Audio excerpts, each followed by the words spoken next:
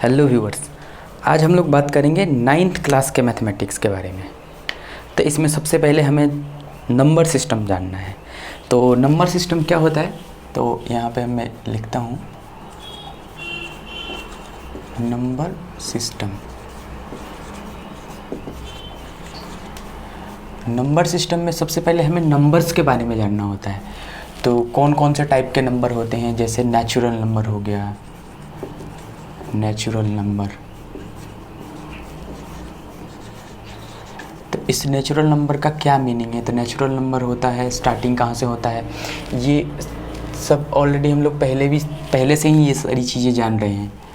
तो 1 2 3 4 5 जो काउंटिंग का नंबर होता है उसको नेचुरल नंबर बोलते हैं। होल नंबर क्या होता है? तो होल नंबर में आ जाएगा, इसमें जीरो को इंक्लूड कर दिया जाए, 1 2 3 4, ठीक है। तो ये होल नंबर हो जाता है। फिर इंटीजर्स क्या होते हैं? तो इंटीजर्स, अब नंबर लाइन के बारे में हम लोग तो पहले से ही जान रहे हैं, 0 1 2 3 4 -1 -2 -3। तो ये जितने नंबर्स हैं ये सब के सब इंटीजर्स हो जाएंगे, पॉजिटिव में हो या नेगेटिव में हो।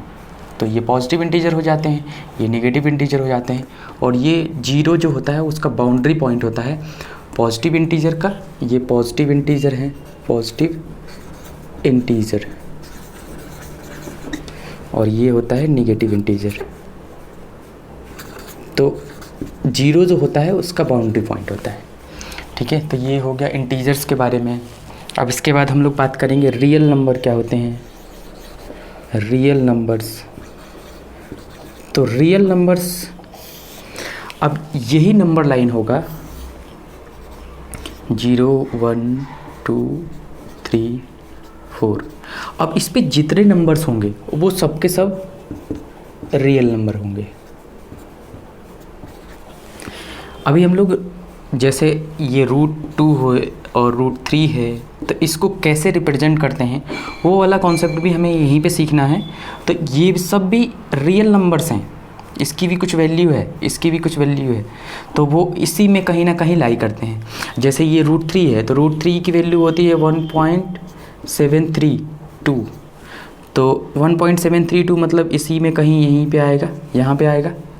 तो इसको रिप्रेजेंट करना भी सीखेंगे हम लोग कि ये कैसे होता है। जैसे ये √2 होता है, तो √2 की वैल्यू हो जाती है 1.414। तो इसी में लाई करेगा, ये 14 मतलब इधर कहीं होगा, ठीक है। तो ये सब के सब रियल नंबर होते हैं। इमेजिनरी नंबर जिसके बारे में हमें अभी नहीं जानना है,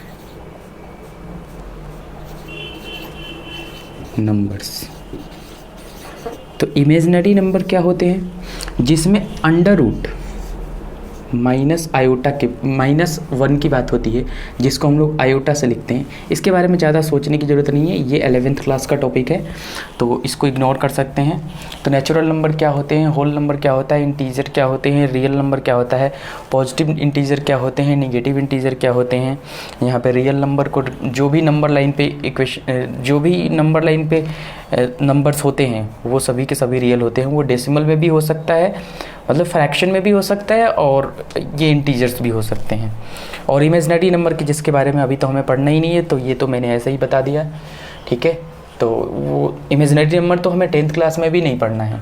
इमेजिनरी नंबर के बारे में हमें आगे पढ़ना है 11th क्लास में, एक कॉम्प्लेक्स नंबर नाम का चैप्टर आता है उसमें। अब इसमें हम लोग और भी देखते हैं कि आगे हमें क्या चीज़ें देखनी है। कुछ क्वेश्चन तो इसी पे है, जैसे 1.1 वाला जो क्वेश्चन है, कुछ क्वेश्चन तो इसी पे आए हैं। जैसे पहले उसको देख लेते हैं हम लोग, 1.1 में क्या क्वेश्चन है। जैसे एग्जाम्पल में भी है, जैसे बोल रहा है कि every whole number is a natural number. तो जीरो वाला तो नहीं होता है, इसलिए ये ट्रू नहीं होगा। इसमें जैसे बोल रहा है कि is the zero rational number, zero rational number है तो हाँ बिल्कुल 0/1 कर सकते हैं, 0/2 कर सकते हैं। इसको p/q के फॉर्म में लिख दिया। अब ये p/q क्या होता है, तो जो भी रेशनल नंबर होते हैं, ये वाला रह गया था रेशनल नंबर, जिसको हम लोग p/q के फॉर्म में लिख सकते हैं, p/q।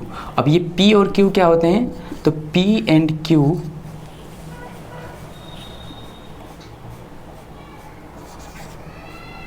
Is prime number. हाँ, p and q are prime numbers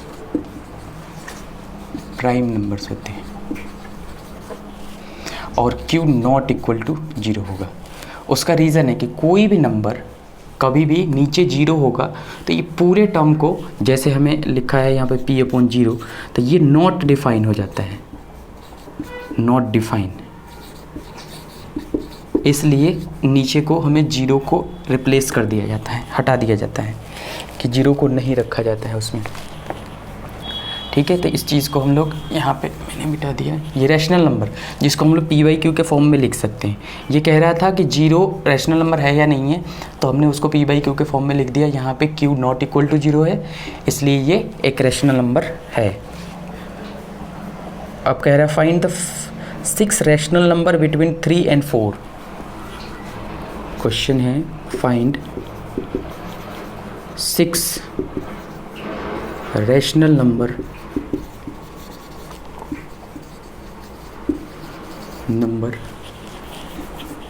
between 3 and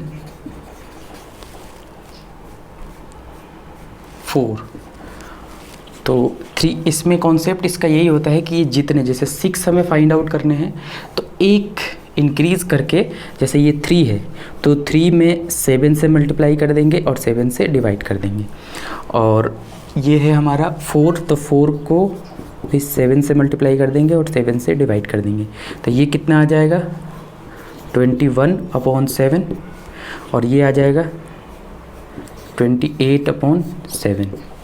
तो इसके बीच में हमें लिखना है, तो आंसर हो जाएगा इसका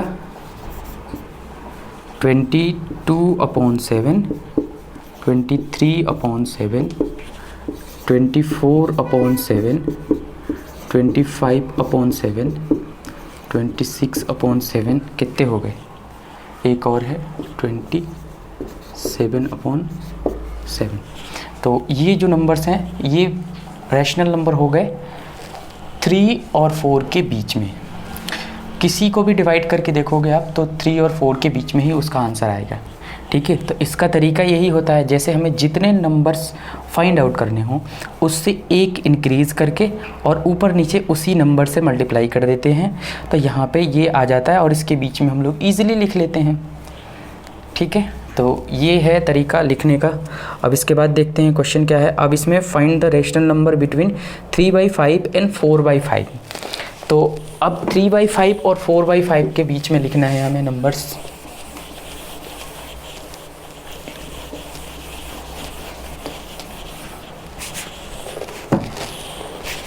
फाइंड द रैशनल नंबर। अब कितने रैशनल नंबर फाइंड आउट करने हैं, इसमें लिखा है 5 rational number. Find the 5 rational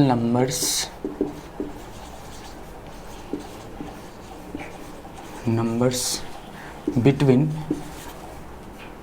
3/5 and 4/5। तो कॉन्सेप्ट इसका भी वही रहेगा, हमें 5 चाहिए तो ये 3/5 है, इसमें मल्टीप्लाई कर देते हैं 6 से ऊपर नीचे, तो ये हो जाएगा 18 और नीचे हो जाएगा 30, और उधर 4/5 है तो 6/6 कर देते हैं, तो 28/30। तो इसके बीच में देख लेते हैं नंबर कौन कौन से हैं। तो 19/30, ये 20/30, हमें 5 ही लिखने हैं तो बस 5 हम लोग 21/30, 22/30, 23/30। बस हमने ये देख लिया कि ये कितने नंबर्स हैं। बस इसका ट्रिक भी यही होता है कि जितने नंबर्स हमें फाइंड आउट करने हैं उससे एक इंक्रीज़ करके ऊपर नीचे मल्टीप्लाई कर देंगे और उसके बीच में हम लोग ईजिली लिख लेते हैं। ठीक है, तो ये भी हो गया क्वेश्चन। अब इसके बाद कुछ स्टेटमेंट है, whether the following statement are true और false, give the reason for your answer. जैसे every natural number is a whole number, तो जो नेचुरल नंबर होते हैं वो 1 से स्टार्ट होते हैं और जो होल नंबर होते हैं वो 0 से स्टार्ट होते हैं। तो जो भी हमारा नेचुरल नंबर है वो इसी में से आ रहा है, मतलब 0 को हटा दिया जाए तो वो नेचुरल नंबर बन जा रहे हैं। तो बिल्कुल होगा, जो भी नेचुरल नंबर होगा, जितने भी नेचुरल नंबर होंगे वो होल नंबर ज़रूर होंगे। Integer are whole number, every integer, तो निगेटिव इंटीजर होल नंबर नहीं हो सकते, सिंपल सी बात है। Every rational number is a whole number, ज़रूरी नहीं है कि होल नंबर हो।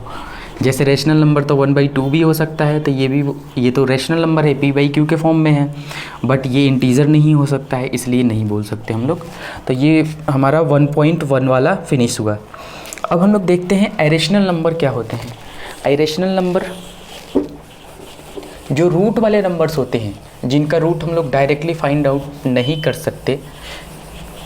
फाइंड आउट करना सीखा था हमने 8th क्लास में, तो सीखा ही था कि किस तरीके से फाइंड आउट कर सकते हैं, तभी तो हम लोग √2 की वैल्यू और √3 की वैल्यू, मगर उसका कोई डायरेक्ट ऐसे इंटीजर्स में उसका आंसर नहीं आता। जैसे √4 की वैल्यू आ जाएगी 2, बट √2 की वैल्यू 1.414।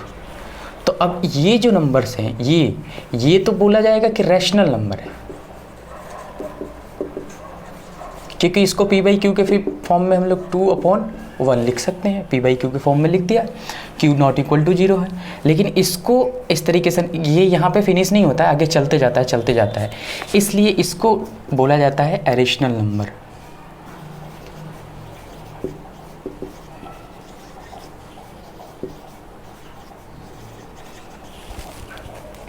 ठीक है, अब हम लोग देखते हैं कि इरेशनल नंबर को कैसे रिप्रेजेंट किया जाता है, कैसे लोकेट किया जाता है नंबर्स लाइन पे। जैसे हमारा ये नंबर लाइन हो गया 1 2, तो इतना तो हमें पता है कि वो 1 और 2 के बीच में होगा। जैसे 1.414 आया है तो इसी के बीच में होगा। तो यहाँ पे ना एक इस वाले पॉइंट पे 1 यूनिट मतलब वो 1 सेंटीमीटर भी हो सकता है, 1 मीटर भी हो सकता है। ये लाइन ड्रॉ कर देते हैं और इसको इससे मिला दिया जाता है। अब ये भी 1 यूनिट और ये भी 1 यूनिट। यहाँ पे एक राइट एंगल ट्रायंगल बन गया है, ये पाइथागोरस थ्योरम यहाँ पे लगेगा। ये 1 तो ये 1 का स्क्वायर, ये हाइपोटेनस हो जाएगा, ये बेस हो जाएगा और ये परपेंडिकुलर हो जाएगा। तो हाइपोटेनस कैसे फाइंड आउट करते थे? स्क्वायर इक्वल टू 1 परपेंडिकुलर का स्क्वायर प्लस बेस का स्क्वायर। तो परपेंडिकुलर मतलब 1 का स्क्वायर प्लस 1 का स्क्वायर, ये हो गया 2। तो h स्क्वायर इक्वल टू 2, तो h इक्वल टू आ गया √2।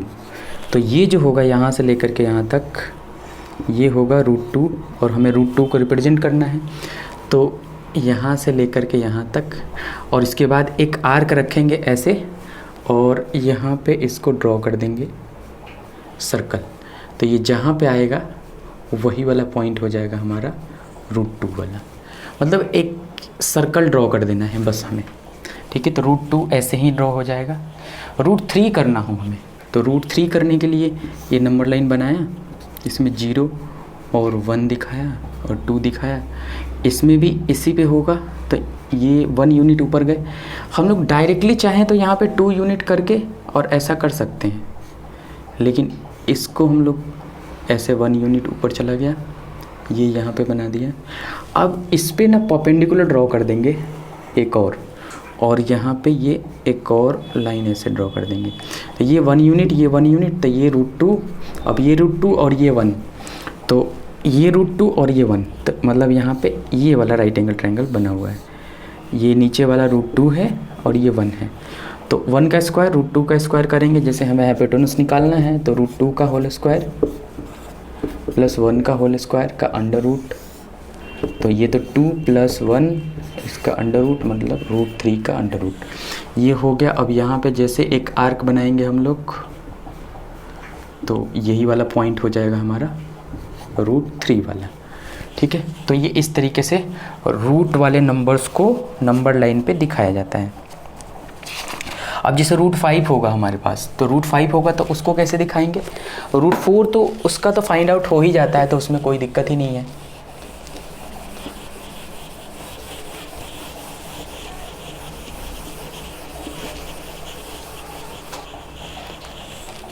√5 की बात करते हैं हम लोग।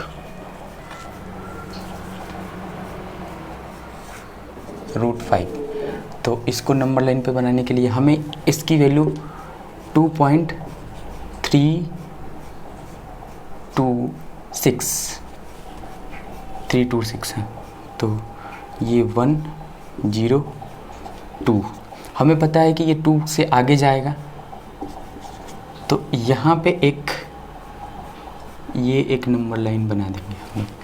ये यहाँ से लेके यहाँ तक कितना, ये 2 यूनिट है और ये 1 यूनिट हमने बनाया, तो ये 1 यूनिट, ये 2 यूनिट और ये 1 यूनिट, यहाँ से इसको मिला दिया, ठीक है। तो ये एक राइट एंगल ट्रायंगल यहाँ पे कौन सा बनेगा, ये वाला 1 यूनिट और ये वाला 2 यूनिट। तो हाइपोटेनस यहाँ से फाइंड आउट कर लेते हैं, तो 2 का स्क्वायर प्लस 1 का स्क्वायर का अंडर रूट, तो ये हो जाएगा 4 + 1 का रूट मतलब √5, तो यहाँ से √5 आ गया। तो बस अब इसको आर्क ले करके यहाँ पे आर्क रख के और एक यहाँ पे आर्क बनाएंगे रेडियस ले करके, तो ये इधर आकर के यहाँ पे कहीं मिलेगा, यही हमारा √5 हो जाएगा। इस तरह से √6 करना है, तो एक यूनिट ऊपर बढ़ाया और इसको मिलाया और यहाँ से आर्क ड्रॉ कर दिया, तो √6 हो जाएगा। इस तरह से √7 भी कर सकते हैं, √8 भी कर सकते हैं।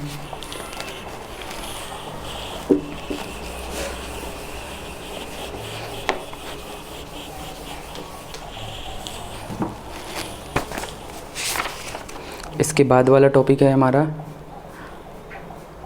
इसमें जैसे क्वेश्चन है 1.2 में, उसमें ट्रू एंड फॉल्स बताना है, वही बस ट्रू एंड फॉल्स बताना है, और ये √5 को दिखाना है, तो √5 को तो मैंने पहले ही यहाँ पे दिखा दिया। अब डेसिमल एक्सपेंशन की बात करेंगे, तो डेसिमल एक्सपेंशन किस टाइप के होते हैं, कौन कौन से होते हैं। जैसे क्वेश्चन है हमारे पास, हाँ ये इम्पोर्टेंट क्वेश्चन होते हैं किस टाइप से, जैसे एग्जांपल नंबर 8, ये है so that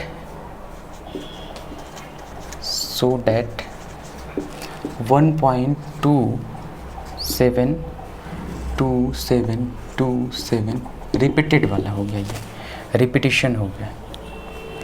can be express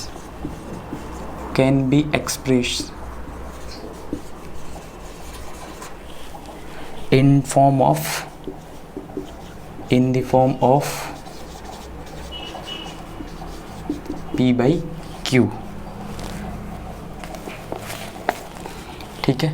तो बिल्कुल कर सकते हैं। इसमें इसका सॉल्यूशन हो जाएगा, लेट बी x = 1.272727 ... x = हो जाएगा, इसको हम लोग ये भी चीज़ें लिख सकते हैं ना, 1.27 इस पे बार, ये रेकरिंग हो जाता है, इसका मतलब होता है कि इसी का रिपीटिशन हो रहा है। तो इसमें हम लोग ये ऐसा लिख सकते हैं, ऐसे लिखें या ऐसे लिखें, दोनों का मतलब सेम ही होता है। अब हम लोग इसमें क्या करेंगे, मल्टीप्लाई करेंगे। मल्टीप्लाई किस तरीके से किया जाता है, तो जिसका रिपीटिशन होता है, जैसे कि इसमें 2 और 7 दोनों का रिपीटिशन हो रहा है, तो मल्टीप्लाई जितने पे बार होगा, जितने पे रेकरिंग होगा, उतने 1 पे 0 से मल्टीप्लाई करते हैं। जैसे यहाँ पे 2 नंबर्स पे है, तो 1 पे 2 0, उसी से दोनों साइड मल्टीप्लाई करते हैं। तो मल्टीप्लाई बाई 100 बोथ साइड। तो इधर 100 करेंगे तो 100x इक्वल टू 1.2727 इंटू 100 करेंगे तो डेसिमल 2 डेसिमल आगे चला जाएगा ये, तो ये 100x इक्वल टू 1. अब ये 27 ऐसे हो गया और 0.27 ऐसा चलता जाएगा। ठीक है, अब इस वाले को हम लोग इक्वेशन 1 बोल देते हैं। ये हमारा इक्वेशन 1 है और ये इक्वेशन 2 है। तो इक्वेशन 2 माइनस 1 कर देंगे, इससे हो जाएगा 100 माइनस x, तो 99x। इसमें मैं करके ही दिखा देता हूँ पूरा। 100x minus x equal to, इस साइड में क्या होगा 127.27 dot dot dot dot minus 1.272727। अब ये माइनस करना इम्पोर्टेंट है, तो इसको कैसे करेंगे 127.2727, इसमें डेसिमल लिखा है, ये 2727 और इधर ये 1, तो ये माइनस करेंगे तो 126 और 0.000 आ जाएगा, तो 1.26 आ जाएगा बस। तो अब हमारा काम हो गया, तो यहीं पे देख लेते हैं। ये 99x इक्वल टू हो जाएगा 126, तो x इक्वल टू हो जाएगा 126/99। ये हमारा आंसर हो जाएगा। हमने ये p/q के फॉर्म में लिख दिया इस वाले नंबर को। ठीक है, कोई सा भी क्वेश्चन हो, जैसे इसमें अब इसके बाद वाला जो क्वेश्चन है